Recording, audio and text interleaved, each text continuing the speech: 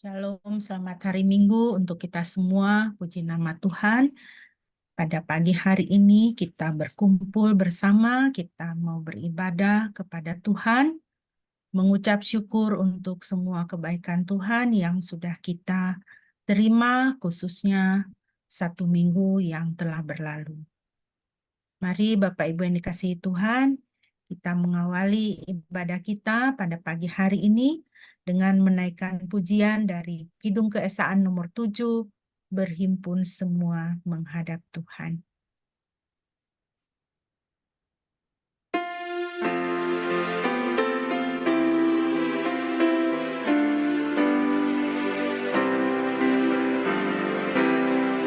Berhimpun semua menghadap Tuhan dan pujilah Dia pemuda benar.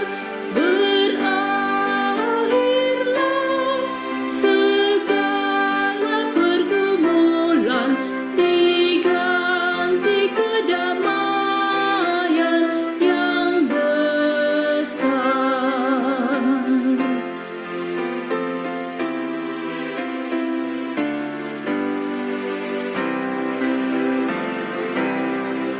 Hormati namanya serta kenangkan mujizat yang sudah dibuatnya.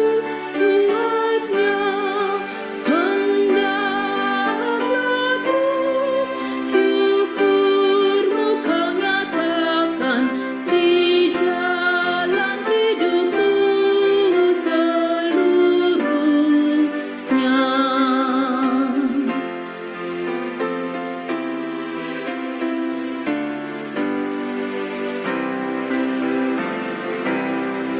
Berdoa dan jaga supaya jangan penggoda merugikan jiwamu di dunia.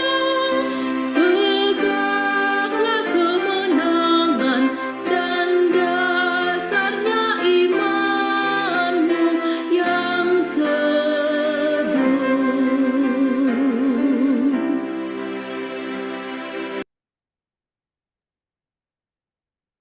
Jemaat yang dikasihi Tuhan, mari kita mengarahkan hati kita, kita mau mentabiskan ibadah kita pada pagi hari ini. Ibadah kita pada pagi hari ini hanya boleh jadi di dalam nama Tuhan Tritunggal yang kudus, Bapa, Putra, dan Roh Kudus. Kasih karunia-Nya menyertai kita sekalian. Haleluya.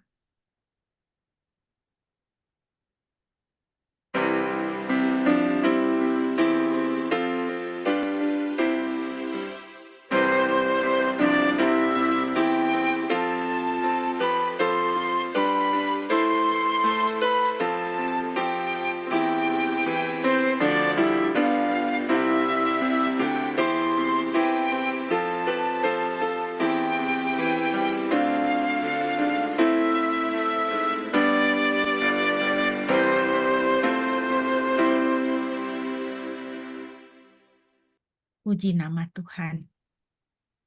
Bapak Ibu yang dikasihi Tuhan, nats pembimbing kita pada pagi hari ini terambil dari Nahum pasal 1 ayatnya yang ke-7. Demikian firman Tuhan. Yahweh itu baik sebagai tempat perlindungan pada waktu kesukaran, dan Dia mengenal orang-orang yang percaya kepadanya. Puji nama Tuhan. Biarlah kita senantiasa ingat akan kebaikan Tuhan dalam hidup kita. Ingat bahwa Dia adalah tempat perlindungan kita pada masa kesukaran. Dia mengenal saudara dan saya. Bahkan Dia mengukirkan nama kita di telapak tangannya. Firman Tuhan berkata, mari kita memuji Tuhan yang baik, yang selalu mengasihi kita. Kita bermazmur dari Mazmur 19 ayat 8 sampai 12. Mazmur 19 ayat 8 sampai ayat 12. Boleh Shine bisa pimpin kita dalam pembacaan Mazmur 19 ayat 8 sampai ayat 12.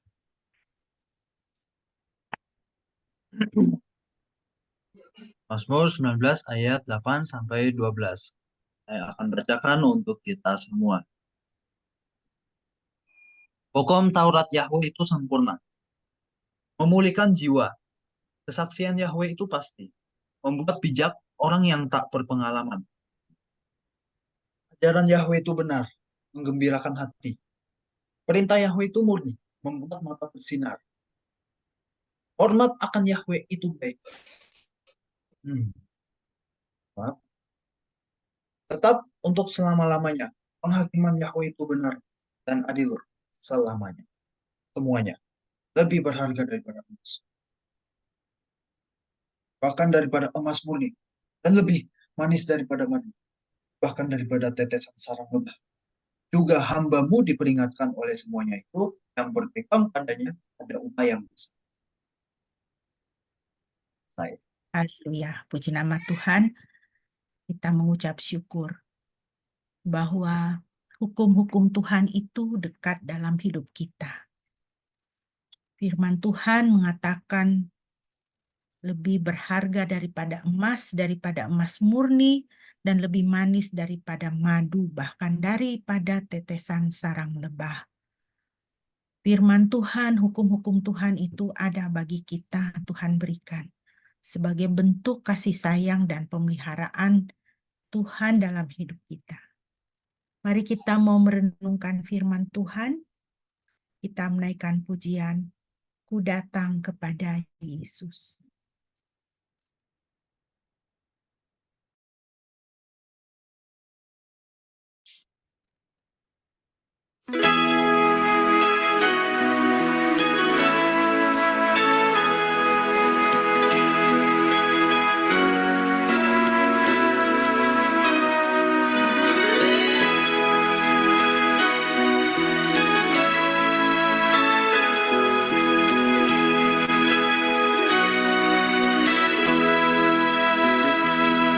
Ketika aku berbeban berat, ku datang kepada Yesus. Dia berikan damai dan sukacita, sejahtera dalam hatiku. Ketika aku berputus asa, ku datang kepada Yesus. Dia bebaskanku dan lepaskanku. Kini aku jadi baru. Yesus, Yesus Tuhan, mulia nama-Mu.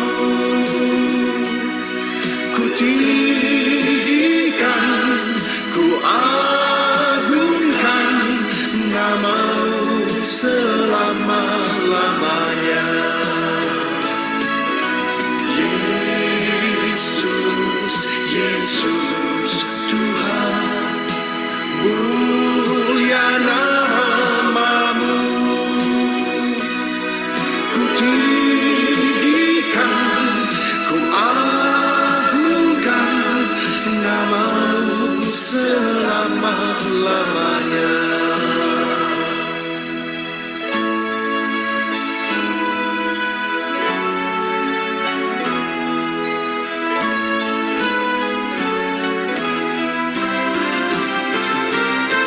Ketika aku berbeban berat, ku datang kepada Yesus.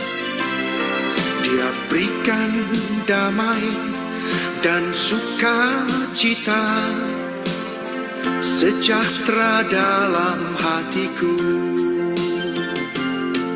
Ketika aku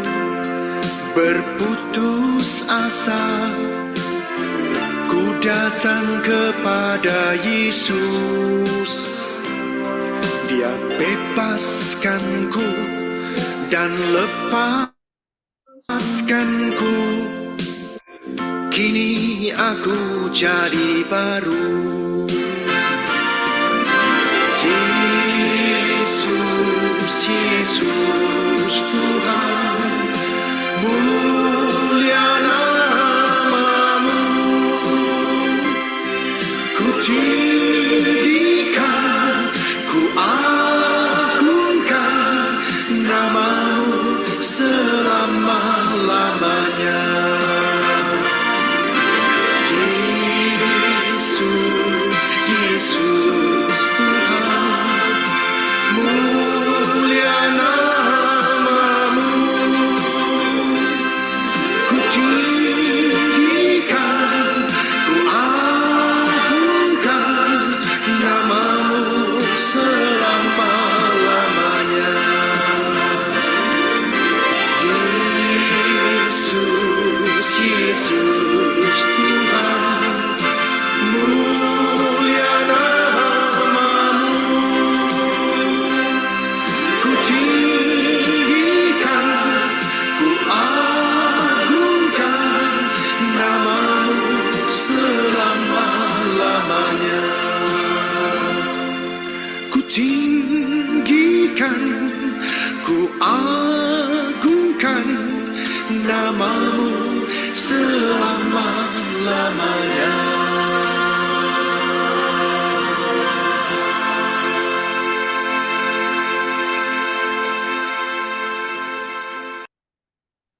Haleluya, puji nama Tuhan. Bapak Ibu yang dikasihi Tuhan, mari kita bersama-sama mau membaca firman Tuhan dari kitab Rut pasal 1, ayatnya yang pertama sampai dengan ayatnya yang ke-18. Rut pasal 1 ayat 1 sampai 18. Saya akan membacakan demikian firman Tuhan.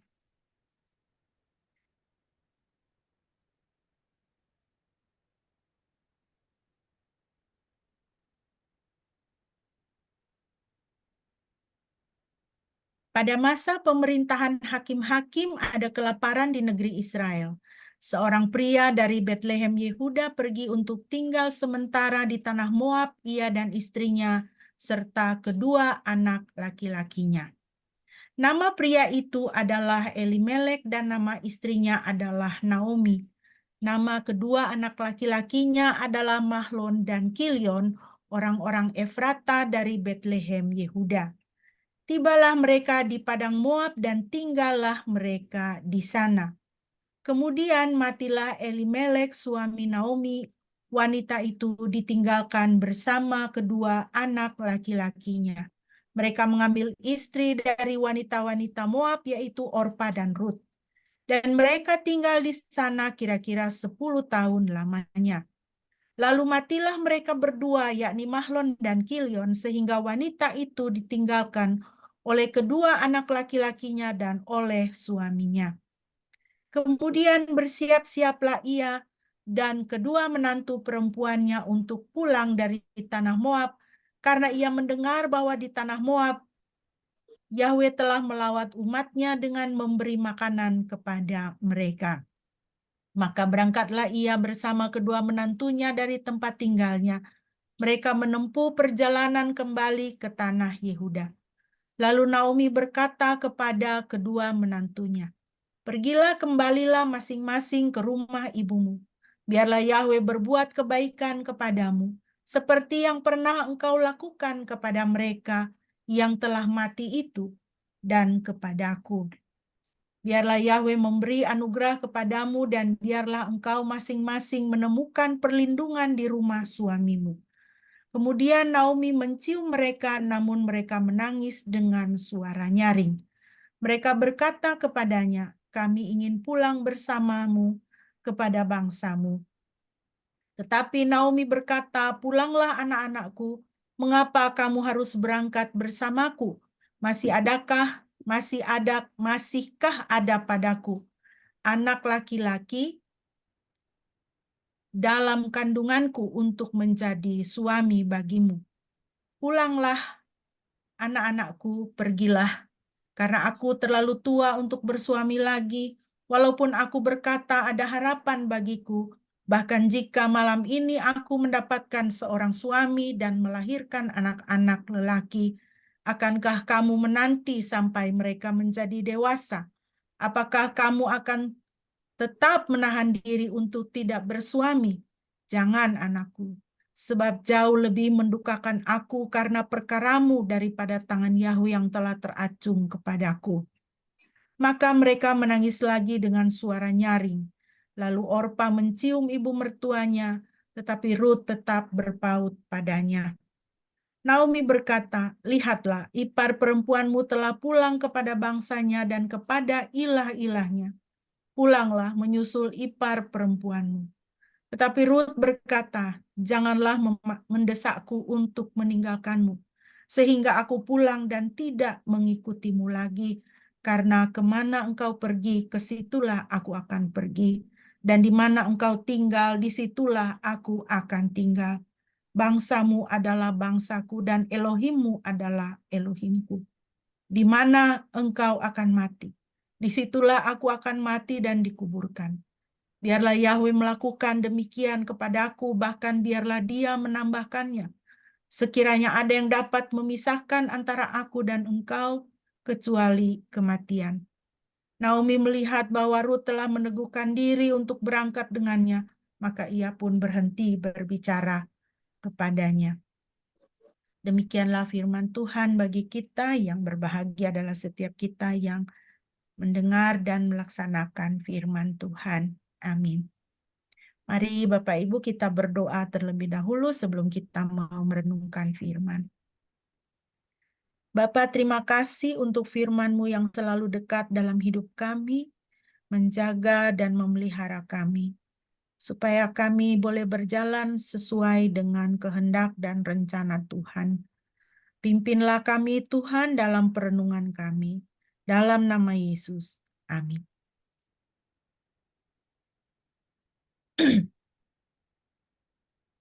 Bapak Ibu yang dikasihi Tuhan, pada pagi hari ini, tema yang saya berikan untuk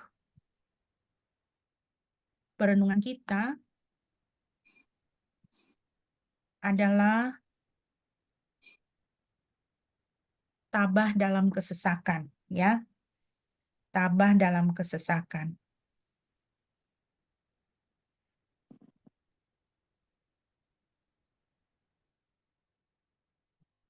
Ya. Bapak Ibu yang kasihi Tuhan,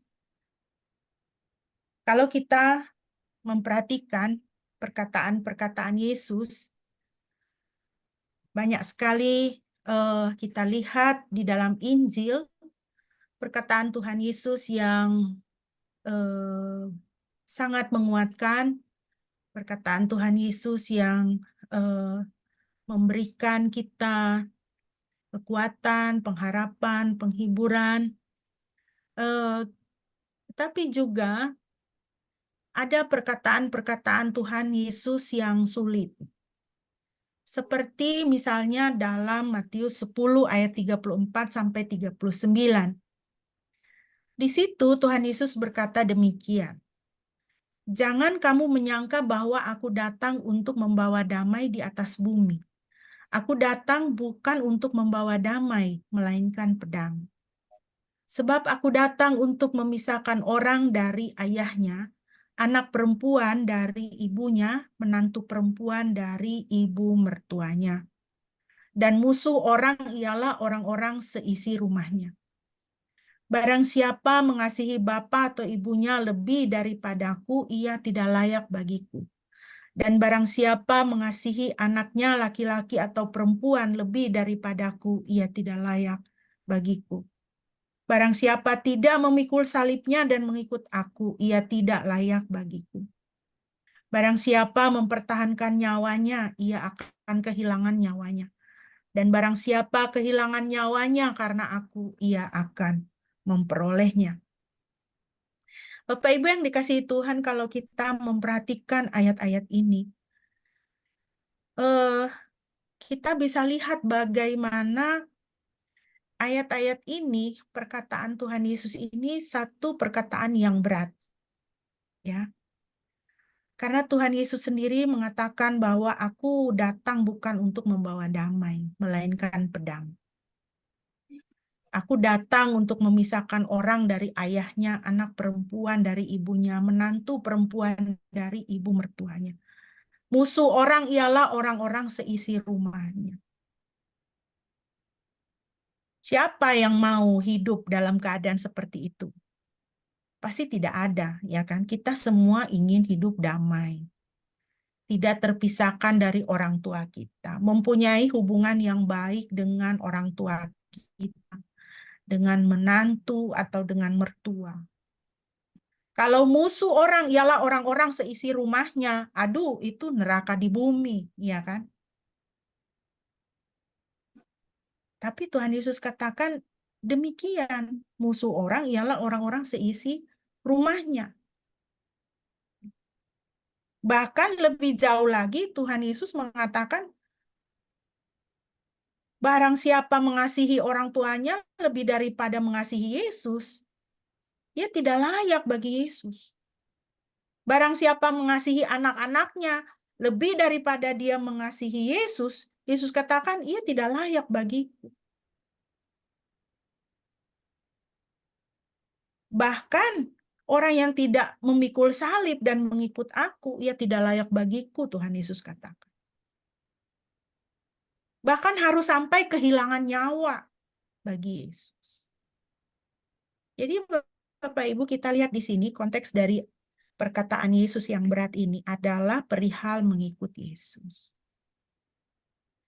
Dari sini kita bisa lihat bahwa hidup kekristenan itu bukan hidup yang gampang.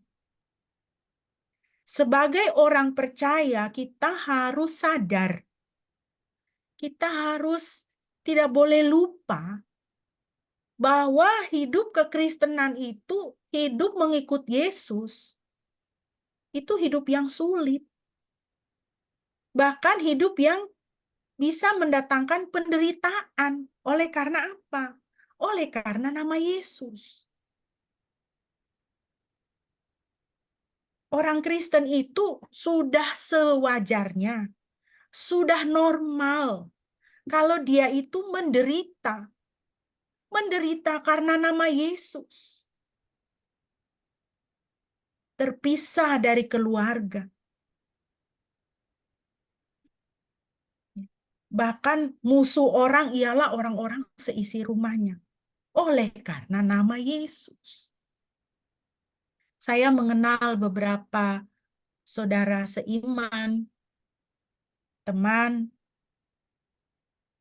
yang oleh karena dia memilih Yesus menjadi Tuhan dan Juru Selamatnya, ia dibuang oleh keluarganya.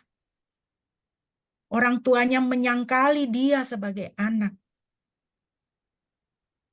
Atau kalaupun diterima, tidak disangkali sebagai anak, tetap menjadi anggota keluarga. Setiap kali ada acara arisan keluarga, pertemuan keluarga, maka dia menjadi sasaran hinaan dan ejekan oleh karena nama Yesus. Jadi Bapak Ibu, ini adalah satu penderitaan yang sudah sewajarnya kita pikul oleh karena nama Yesus. Kita harus ingat kalau seumur hidup kita tidak pernah ada menderita penderitaan ini oleh karena iman. Mari kita uji, mari kita evaluasi hidup kekristenan kita. Mungkin kita sudah menjadi orang Kristen yang terlalu nyaman tinggal di dunia ini. Ini sesuatu yang berat. Saya sendiri banyak merenungkan hal ini dalam hidup saya. Apakah yang saya deritakan bagi nama Tuhan? Apakah yang saya deritakan oleh karena nama Tuhan? Ada satu teladan dalam kitab suci, yaitu teladan Paulus dalam penderitaan. Kita mengenal Rasul Paulus, seorang yang luar biasa dipakai Tuhan. Dalam 2 Korintus 11 ayat 23-27, Rasul Paulus mengatakan, apakah mereka pelayan Kristus? Aku berkata seperti orang gila. Aku lebih lagi. Aku lebih banyak berjeri lelah, lebih sering dalam penjara, didera di luar batas, kerap kali dalam bahaya maut. 5 kali aku disesah orang Yahudi, setiap kali 40 kurang 1 pukulan. 3 kali aku didera, 1 kali aku dilempari dengan batu. 3 kali mengalami karam kapal, sehari semalam aku terkatung-katung di tengah laut. Dalam perjalananku aku sering diancam bahaya banjir dan bahaya penyamun. Bahaya dari pihak orang-orang Yahudi dan dari pihak orang-orang bukan Yahudi. Bahaya di kota, bahaya di gurun, bahaya di tengah laut. Dan bahaya dari pihak saudara-saudara palsu. Aku banyak berjeri lelah dan bekerja berat. Kerap kali aku tidak tidur, aku lapar dan dahaga. Kerap kali aku berpuasa, kedinginan dan tanpa pakaian. Saudara yang dikasihi Tuhan, semua ini diderita oleh Rasul Paulus oleh karena nama Yesus. Semua ini diderita oleh Rasul Paulus. Setiap kali saya membaca ayat firman Tuhan ini, ya, saya pikir, aduh, rasa-rasanya saya tidak sanggup ya kalau saya mengalami seperti ini. Mau kurang apa lagi susahnya, ya, didera di luar batas, disesah orang Yahudi, mengalami karam kapal terkatung-katung di tengah laut, diancam bahaya banjir, penyamun, saudara-saudara palsu, berjeri lelah, aku tidak tidur, lapar, dahaga, kedinginan, berpuasa tanpa berpakaian.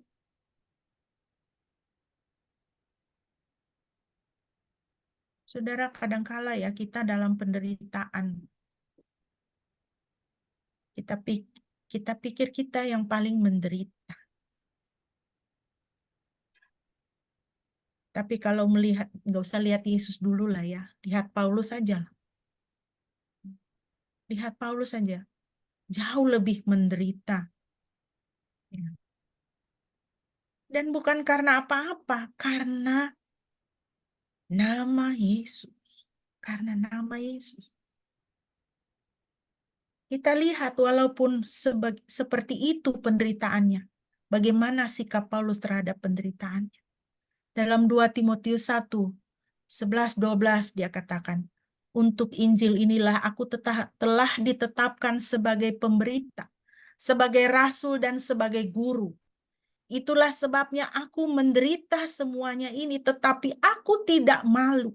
Karena aku tahu kepada siapa aku percaya dan aku yakin bahwa dia berkuasa memeliharakan apa yang telah dipercayakannya kepadaku hingga pada hari Tuhan.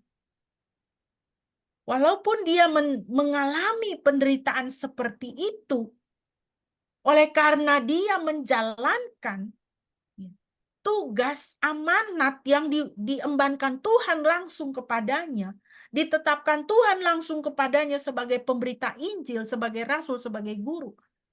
Dia katakan, aku menderita oleh karena itu, oleh karena penetapan itu, penetapan surga itu, aku menderita, tapi aku tidak malu.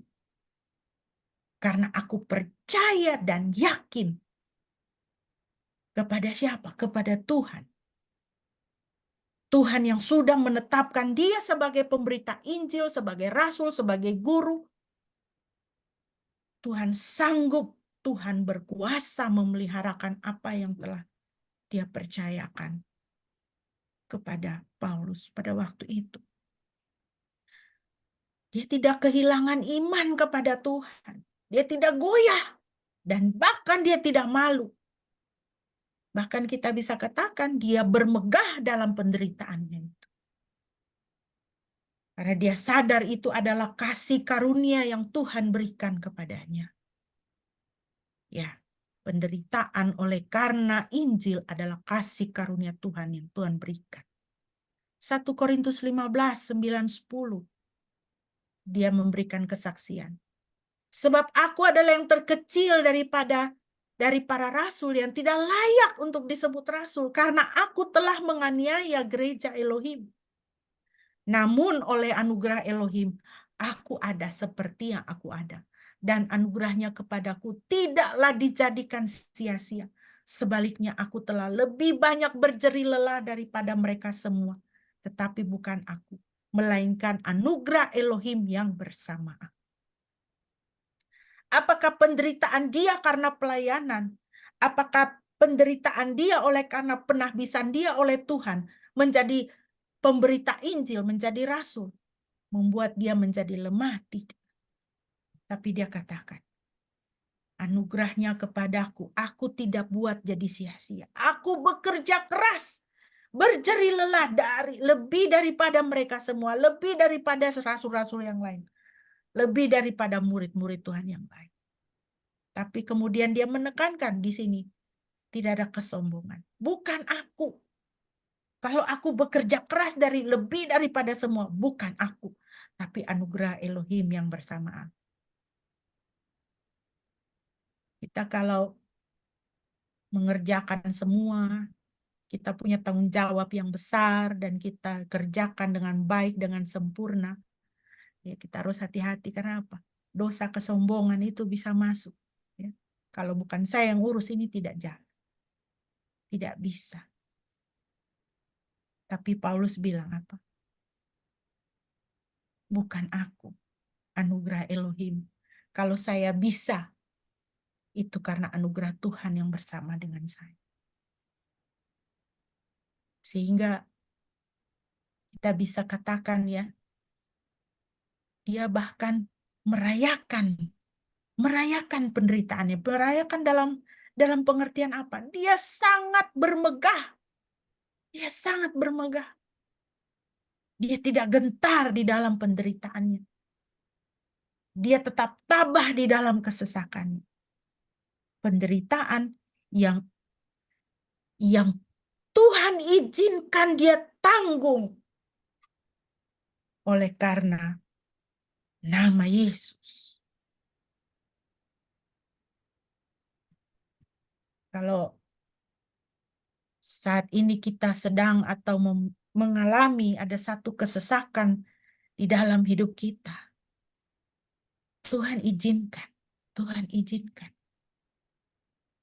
Jangan takut dan jangan berkecil hati. Tuhan izinkan supaya anugerah Tuhan kita bisa rasakan. Kekuatan Tuhan kita bisa rasakan. Memberikan kekuatan di dalam kehidupan kita. Bapak Ibu yang dikasihi Tuhan, pertanyaannya adalah, apakah yang kita deritakan?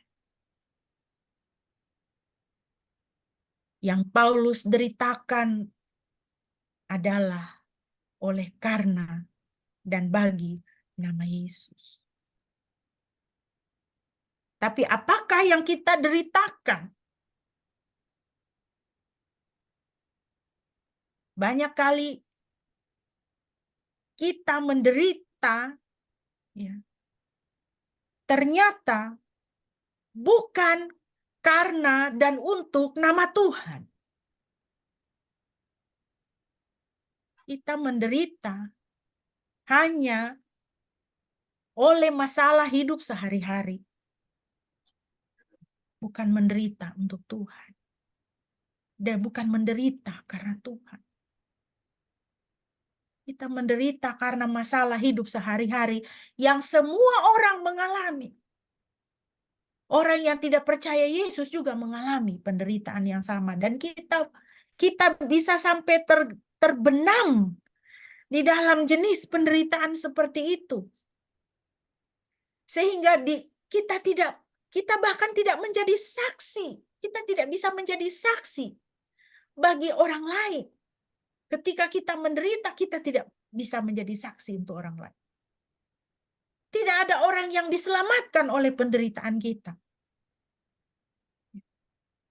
Dan kita dipenuhi dengan apa? Dengan rasa mengasihani diri sendiri. Lalu kita marah kepada Tuhan. Kecewa kepada Tuhan. Saudara, kalau seperti itu kondisi hidup kekristenan kita, itu sangat menyedihkan, saudara. Bapak Ibu kita pada pagi hari ini mau belajar dari kitab Rut. Ada 3 hal yang harus kita perhatikan ketika kita berada di dalam kesesakan. Yang pertama adalah jangan tinggalkan hubungan dengan Tuhan. Ayat 1 sampai dengan ayat 5 kitab Rut.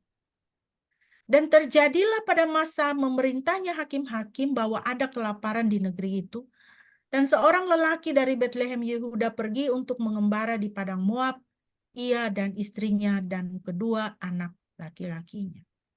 Adapun nama lelaki itu ialah Elimelek dan nama istrinya Naomi, dan nama kedua anak laki-lakinya Mahlon dan Kilion. Orang-orang Efrata dari Betlehem Yehuda, dan tibalah mereka di padang Moab dan tinggallah mereka di sana. Kemudian matilah Elimelek suami Naomi dan dia ditinggal ia dan kedua anak laki-lakinya. Ayat 5. Dan juga matilah mereka keduanya, yakni Mahlon dan Kilion, dan wanita itu ditinggal oleh kedua anak laki-lakinya dan oleh suaminya. Pelajaran apa yang bisa kita ambil dari Elimelek, Bapak Ibu? Arti nama Elimelek adalah Elohim adalah raja. Tetapi kita bisa melihat bahwa Elimelek tidak merajakan Tuhan dalam hidupnya ketika terjadi kelaparan di Israel, namun pergi untuk menetap di Moab, di negeri musuhnya Israel. Ayat 1. Ya. Nama Elimelek, namanya dia itu berarti Elohim adalah raja.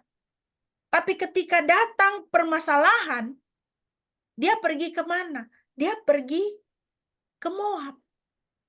Dia justru meninggalkan tanah perjanjian Tuhan. Tanah di mana Tuhan berkati, tanah di mana Tuhan ada di situ. Dia pergi ke Moab. Dia cari tempat lain. Bahkan dia pergi ke Moab yang adalah notabene negeri yang adalah musuh Israel. Kalau saudara membaca perjanjian lama, saudara bisa membaca bagaimana Israel itu berperang melawan Moab. Tapi Elimelek itu malah pergi ke sana. Kalau secara hikmat manusia, itu sangat bisa diterima gitu ya. Ada kelaparan, pergi ke tempat yang tidak ada kelaparan. Kan untuk kesejahteraan, untuk kesehatan, untuk kebaikan, untuk memelihara keluarga. Carilah yang baik. Pindahlah dari tempat yang tidak baik, yang sedang ada masalah, pindahlah ke tempat yang lebih baik. Secara manusia, hikmat manusia itu sangat bisa diterima. Ya kan? Tapi saudara, kita lihat secara rohani ini sangat tidak benar. Ketika kita ada di tengah-tengah masalah, kita malah meninggalkan tempat di mana Tuhan ada. Tempat yang diberkati oleh Tuhan. Ironisnya, saudara, dia berasal dari Betlehem. Betlehem itu artinya rumah roti. Ya, rumah roti. Di ayat-ayat selanjutnya kita lihat ada kelaparan, tetapi kemudian Tuhan memberkati dengan makanan. Tuhan memberikan makanan.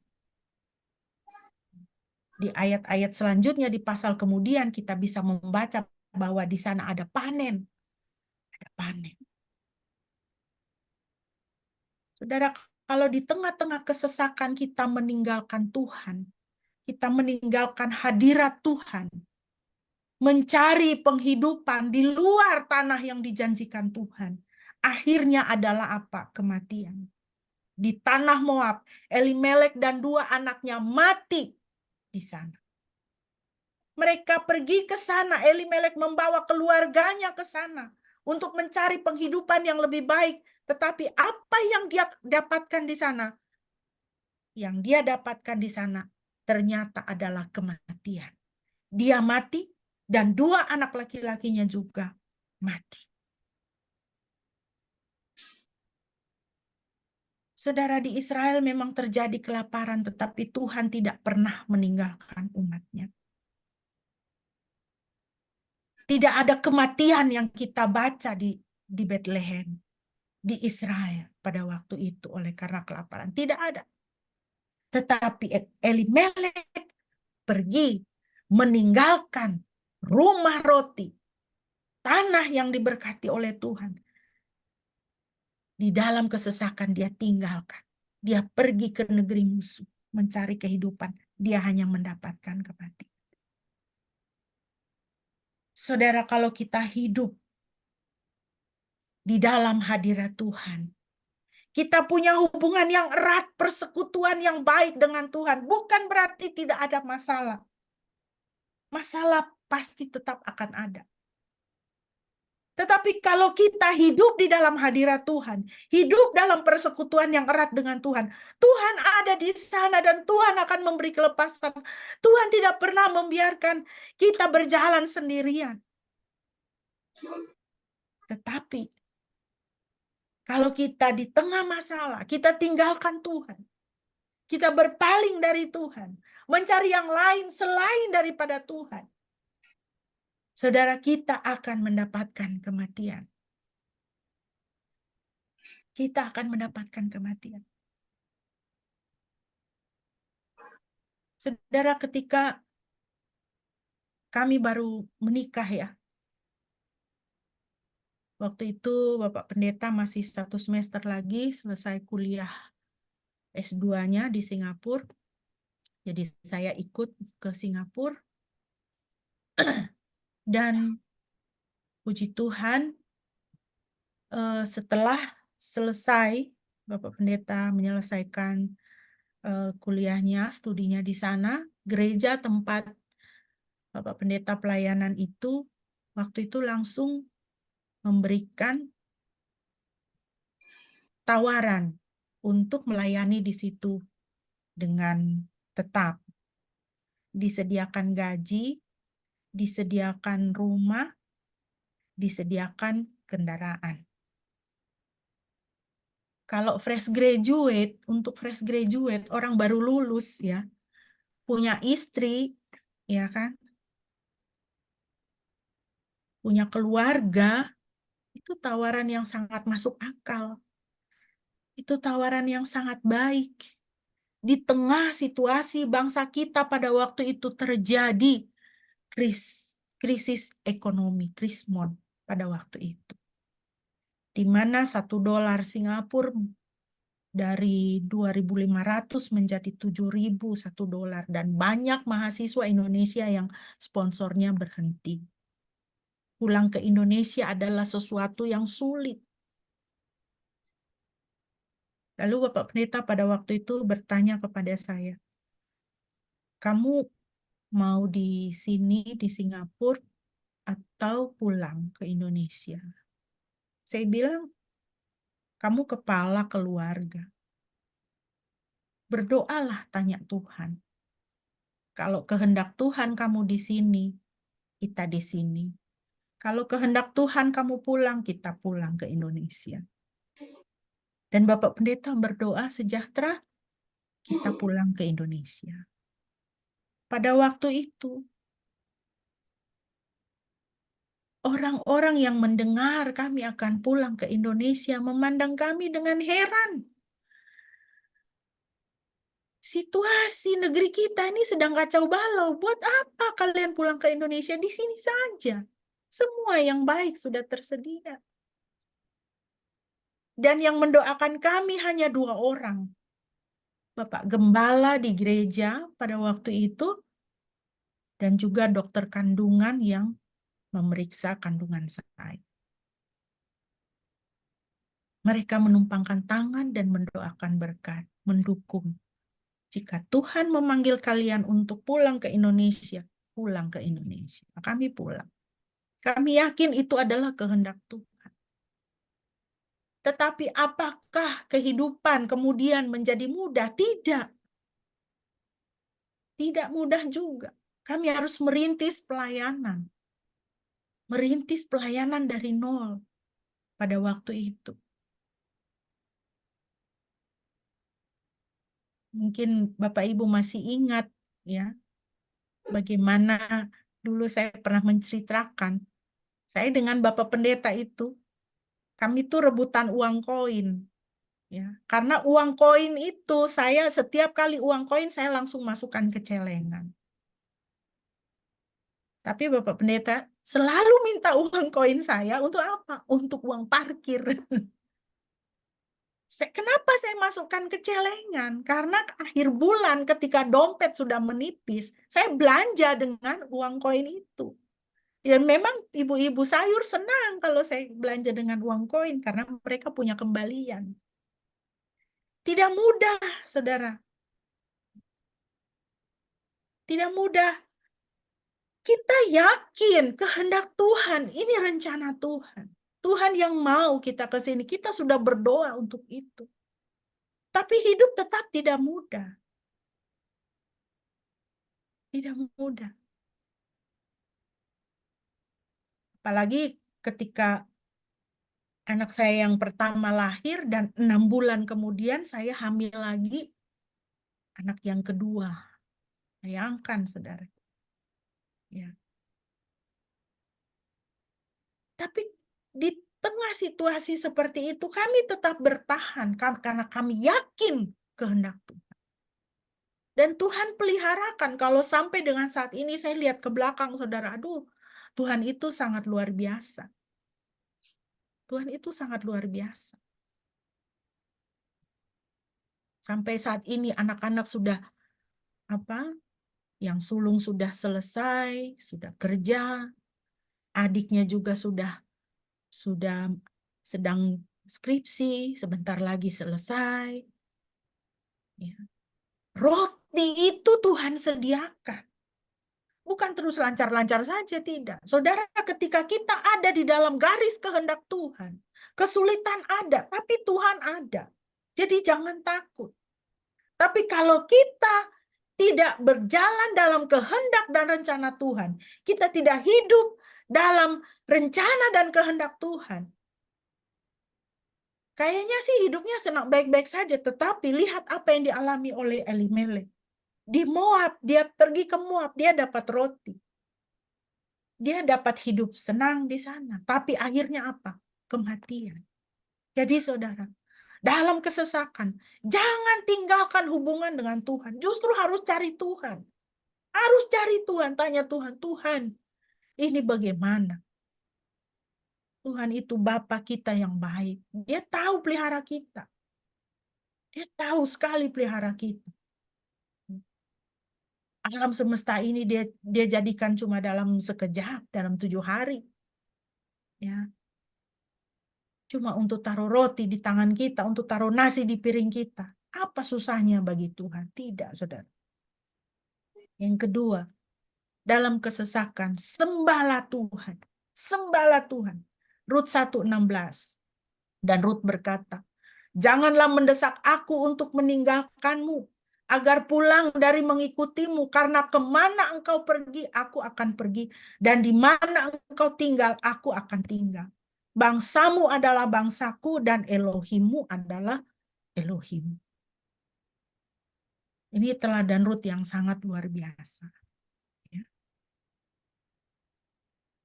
Seringkali ayat ini dipakai untuk menggambarkan kesetiaan seorang menantu perempuan kepada mertuanya perempuan.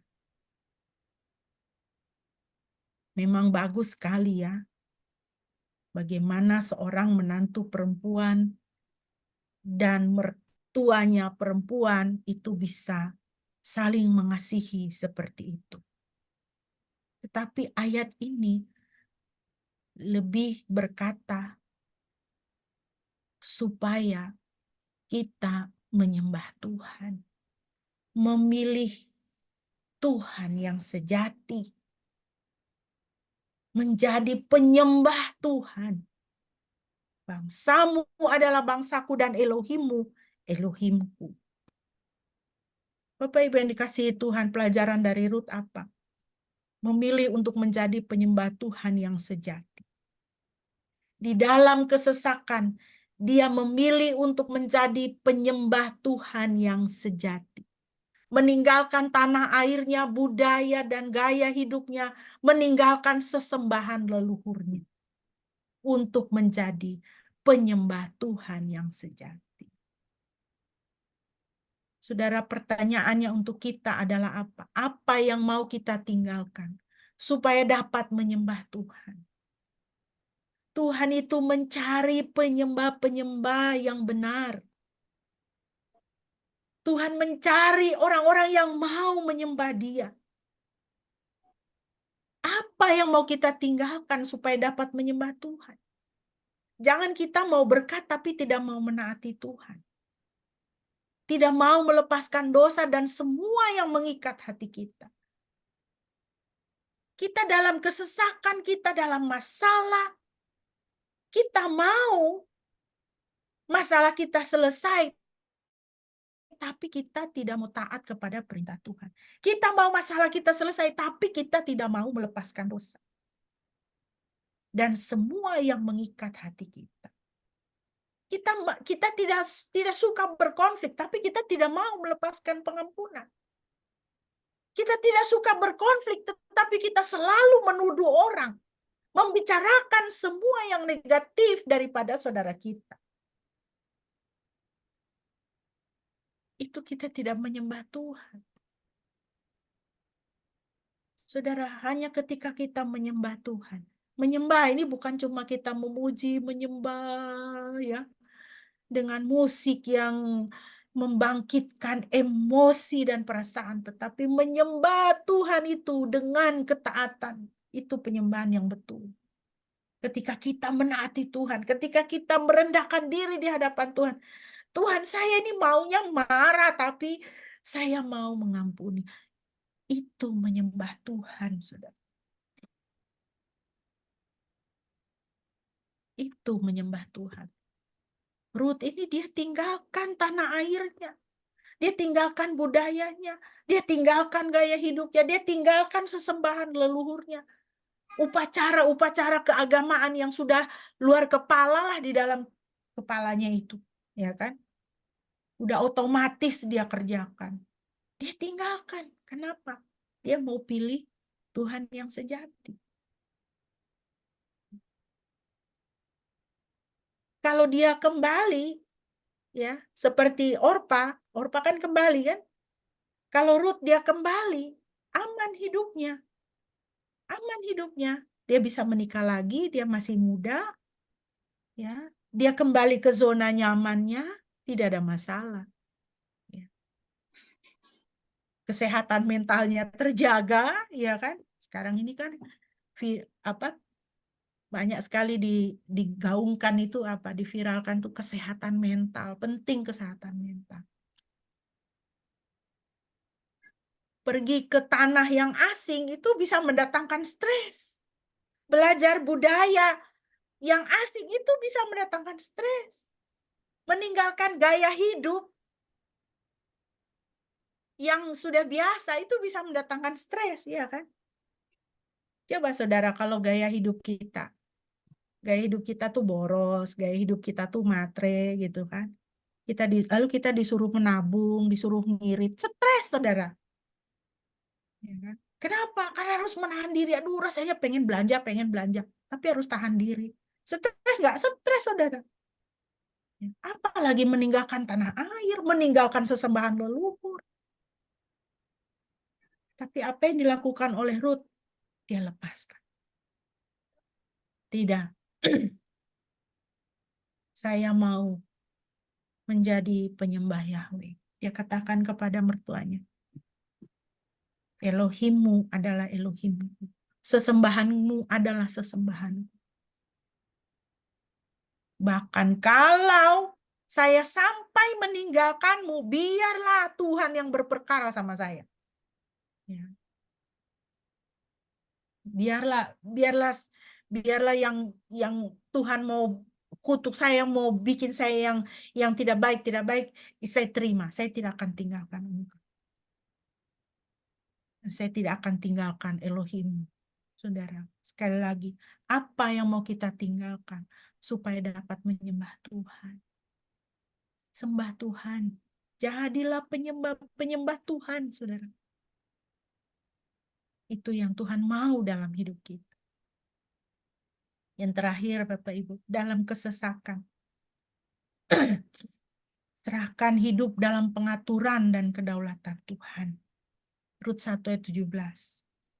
Di mana engkau mati, aku pun mati di sana. Dan di sanalah aku dikuburkan. Beginilah kiranya Tuhan menghukum aku. Bahkan lebih lagi daripada itu, jikalau sesuatu apapun memisahkan aku dari engkau, selain daripada maut. Ya. Ini terjemahan yang saya rasa pas sekali ya. Bahasanya juga pas sekali. Bahasa Inggrisnya, where you die, I will die. And there I will be buried. May the Lord deal with me, be it ever so severely. Biarlah Tuhan yang berurusan dengan saya, be it ever so severely. Ya, Tuhan berurusan dengan saya, bahkan sampai yang buruk pun yang Tuhan kasihkan kepada saya, menghukum saya.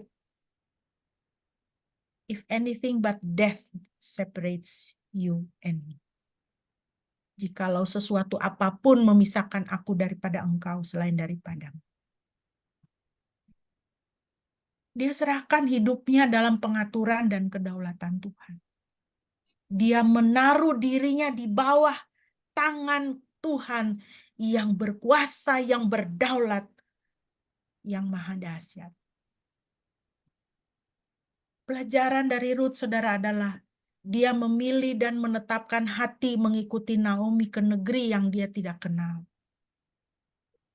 Rut tidak bisa memandang masa depannya. Yang dia pegang hanya Yahweh dan ibu mertuanya, ya. Yang dia pegang hanyalah Yahweh dan ibu mertuanya. Dia tidak bisa memandang masa depannya, itu tidak bisa. Ya. Tidak bisa. Dia tidak tahu. Dia belum pernah pergi ke Israel, dia belum pernah pergi ke sana. Dia tidak tahu apa yang akan dia hadapi di sana. Tapi karena dia memilih Tuhan, dia menaruh hidupnya di bawah tangan kedaulatan Tuhan.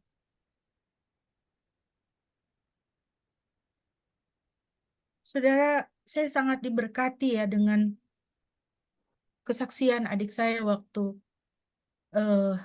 dia kuliah di Manado, di Unsrat.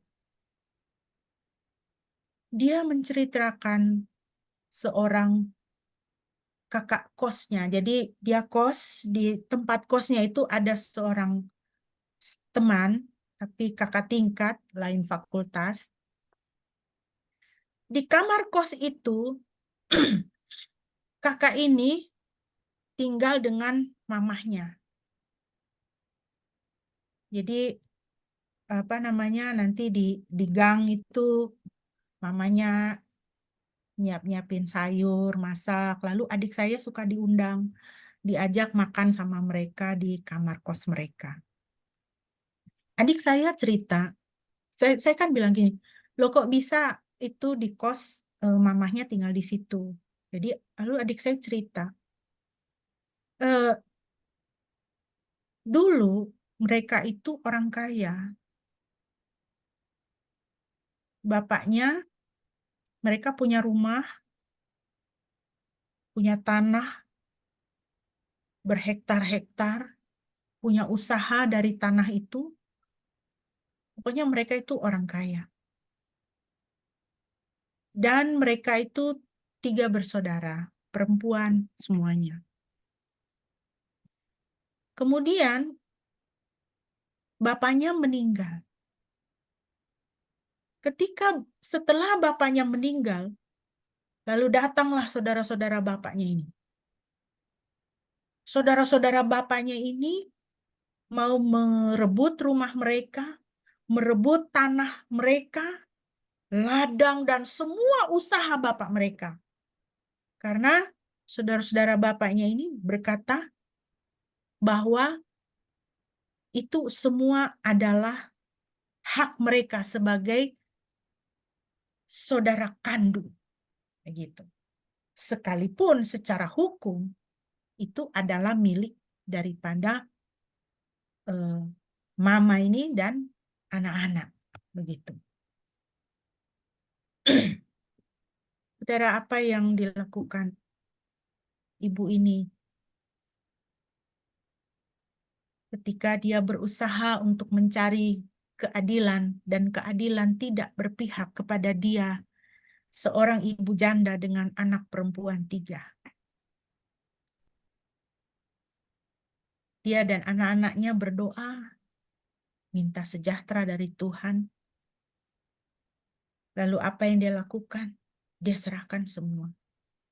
Rumahnya, tanah warisan suaminya, usahanya, semua dia lepaskan. Lalu dia dan anak-anaknya menjadi nol. Anak-anaknya memberi kekuatan sama dia. Mama, kita masih punya Tuhan Yesus. Kita masih punya Tuhan Yesus. Kita jalan dengan itu saja, Mama. Lalu mereka, karena anaknya ini yang anaknya yang nona ini dia kuliah di Manado, dia bawa mamanya pindah ke Manado. Bagaimana seorang ibu janda bisa menatap hari depannya ketika semuanya sudah habis, hilang, tidak ada lagi, nol. Sedangkan dia masih punya anak 3 yang sedang kuliah. Anak 3 yang harus dia tanggung. Itulah ceritanya mengapa dia tinggal di kos itu dengan anak perempuannya. Yang satunya di Jakarta pada waktu itu. Tetapi adik saya cerita bagaimana Tuhan menolong dan memelihara hidup mereka hingga anaknya kemudian bisa membangun rumah sendiri. Rumah untuk ibunya bisa tinggal di situ. Ruth ketika dia memilih Tuhan, ketika dia memilih Yahweh, dia tidak bisa memandang masa depan. Dia tidak tahu. Nanti besok mau makan apa, dari mana, bagaimana. Apalagi dia seorang perempuan muda, seorang janda. Apa yang akan menghadapi dia di sana, di negeri yang baru. Tapi dia tidak mau lihat semua itu. Yang dia lihat siapa? Tuhan. Pertanyaan iman untuk kita, Bapak Ibu. Ketika kita seakan tidak dapat menatap hari depan, bersediakah kita menyerahkan diri kepada tangan pemeliharaan Tuhan? Kita banyak sekali dihimpit oleh kekhawatiran dunia ini. Kita takut melepaskan. Kita takut melepaskan. Kita mau kita pegang. Kita mau kita pegang supaya aman. Tapi kita tidak mau melepaskan. Sehingga kita tidak bisa mengaktifasi mata iman kita. Kita tidak bisa melihat Tuhan. Dan kita tidak mengalami, kita tidak bisa mengalami bagaimana Tuhan memelihara hidup kita. Bagaimana Tuhan memelihara kita dan melepaskan kita dari dalam kesesakan. Kita tidak bisa mengalami bagaimana Tuhan berjalan bersama dengan kita di dalam kesesakan kita. Karena apa? Kita takut, kita khawatir, dan kita tidak mau melepaskan. Kita tidak berani berdoa, "Ya Bapa, kehendak-Mu yang jadi, jangan kehendak saya." Bapak Ibu yang dikasihi Tuhan, sebagai penutup, marilah kita berdoa demikian saat di dalam kesesakan yang mungkin saat ini sedang kita alami. Apakah kesesakan itu kita pikul karena nama Yesus?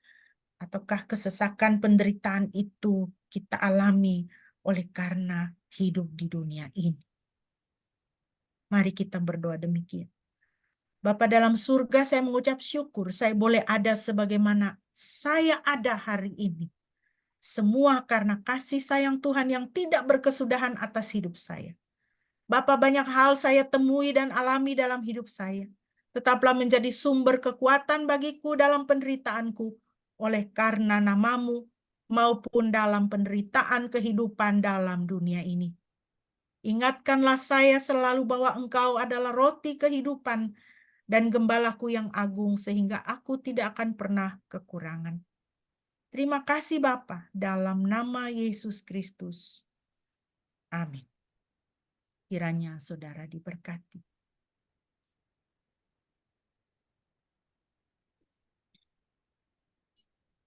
Minta kesediaan Bapak Pendeta untuk memimpin kita dalam doa syafaat.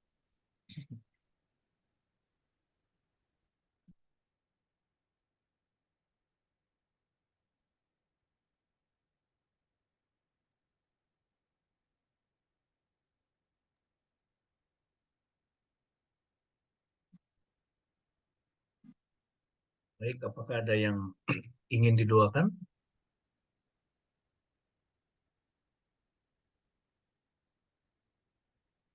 Oke, kalau tidak ada, mari kita menaikkan doa syafaat kita. Tuhan, terima kasih untuk firman-Mu pada pagi ini. Kami boleh belajar kembali dari Rut, bagaimana dia memperlihatkan loyalitasnya, tidak hanya kepada mertuanya yang sudah tua dan putus asa, tetapi secara khusus dia memperlihatkan loyalitasnya kepada Yahweh, Tuhan Israel, dengan bersedia meninggalkan tanah leluhurnya, rumah ayah ibunya, dan semua saudara-saudaranya di Moab untuk pergi ke satu tempat yang meski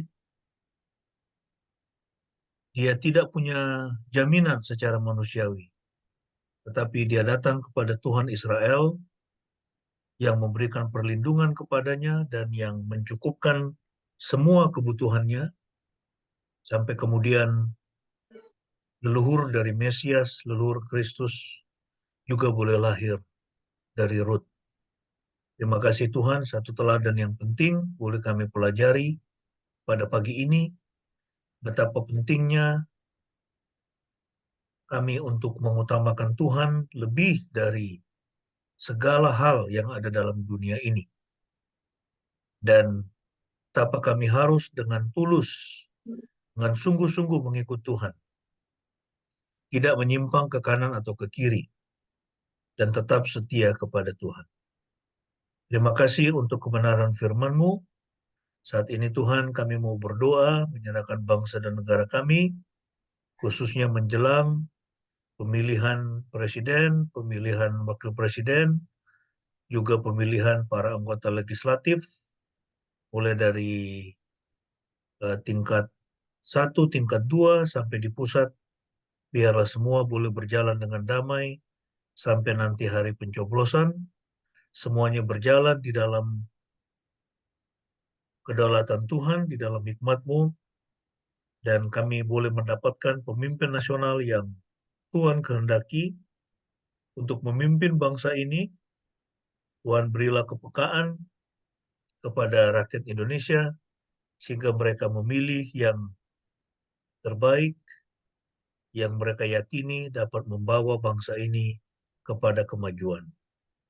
Kami juga mau berdoa saat ini ya Tuhan untuk gereja Tuhan di seluruh dunia dan di seluruh Indonesia, kiranya Tuhan terus memberkati agar gereja Tuhan terus menyuarakan suara kenabian dan menjadi penjaga moral bagi umat dimanapun mereka berada.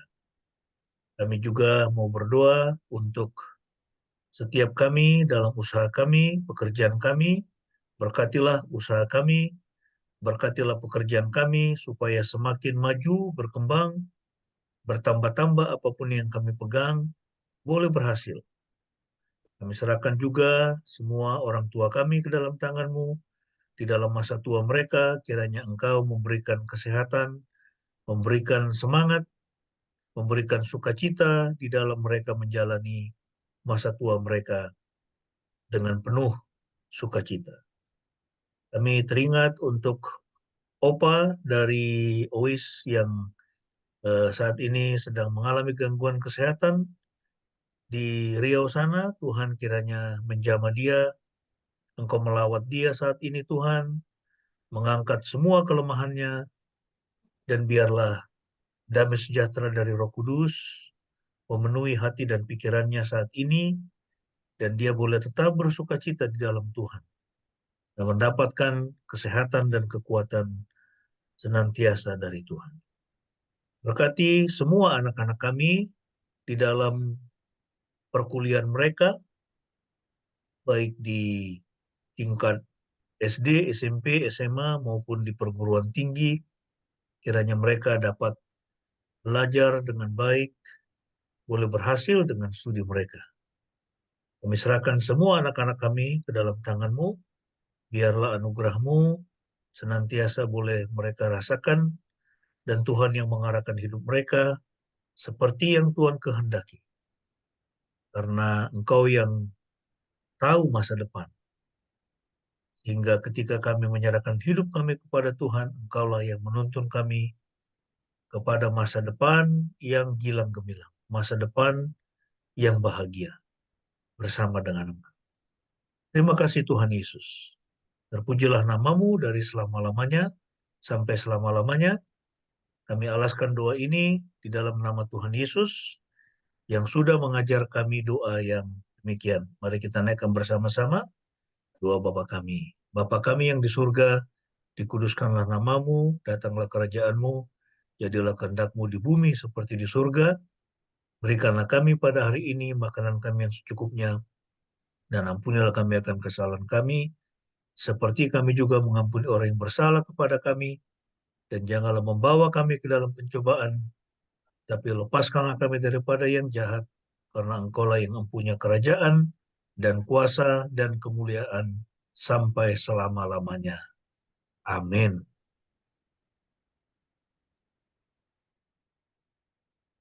Bapak Ibu yang dikasihi Tuhan, mari bersama-sama kita akan mengucapkan pengakuan iman kita di hadapan Tuhan dan sesama. Bersama gereja sepanjang masa kita berkata demikian. Aku percaya kepada Elohim, Bapa yang Maha Kuasa, Khalik langit dan bumi.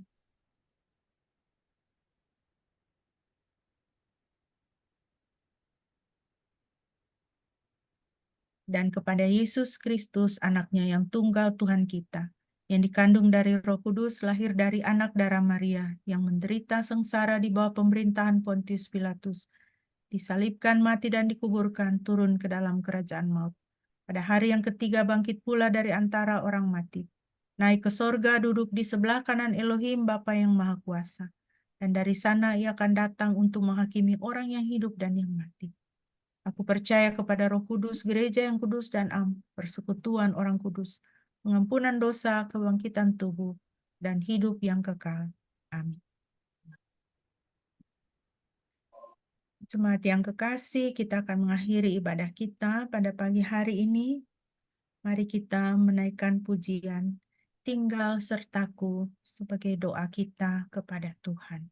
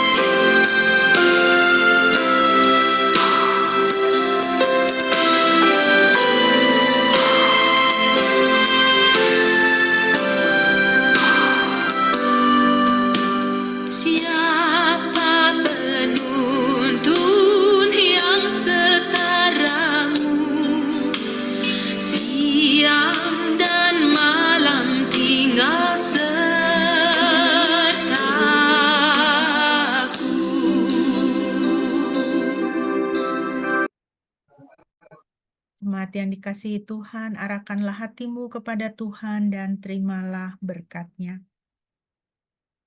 Yahweh memberkati engkau dan memelihara engkau. Yahweh membuat wajah-Nya bersinar atasmu dan bermurah hati kepadamu. Yahweh menghadapkan wajah-Nya kepadamu dan memberi engkau damai sejahtera. Pujilah Khalik semesta.